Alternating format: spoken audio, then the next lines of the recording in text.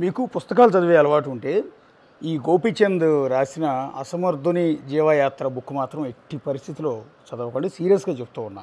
Already చదివిన వాళ్ళు ఉంటే నేనేమి చేయలేను. ఆల్రెడీ ఈ బుక్ గురించి మీకు ఐడియా ఉంటుంది.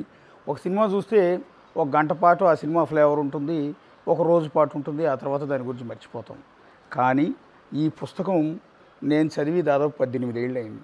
కానీ ఇప్పటి వరకు ఆ పుస్తకానికి సంబంధించిన హ్యాంగ్ ఓవర్ పోలేదంటే ఆ రాసిన ఆయన ఏ విధంగా రాసి ఉంటారు, అది మన మనసుల్లోకి ఏ విధంగా చొచ్చుకెళ్ళిపోతుంది అనేది మీకు స్పష్టంగా అర్థమవుతుంది. మామూలుగా మనం ఫుల్ బాటిల్ తాగినా కూడా మరుసటి రోజుకు మత్తు దిగిపోతుంది, హ్యాంగ్ ఓవర్ కూడా దిగిపోతుంది. కానీ ఈ పుస్తకం తాలూకు హ్యాంగ్ ఓవర్ ఉంటుంది, అది మాత్రం ఎన్నేళ్ళు గడిచిన జీవితాంతం వెంటాడుతూనే ఉంటుంది. ఎందుకంటే ఈ పాత్రధారి సీతారామారావు జీవితం ఈ పుస్తకం చదివిన ప్రతి ఒక్కళ్ళ జీవితాలకి కనెక్ట్ అయిపోతుంటుంది. ఇందులో అప్పట్లోనే జీవితం గురించి సీతారామారావు, బుచ్చిబాబు చెప్పిన మాటలు ఏవైతే ఉంటాయో అది ప్రతి నిమిషం మనల్ని వెంటాడుతూనే ఉంటాయి. పెళ్ళి, పెళ్ళాం, పిల్లలు, వీటన్నిటి గురించి సీతారామారావు చెప్పింది వింటే ఎవరు కూడా పెళ్ళి కూడా చేసుకోరు.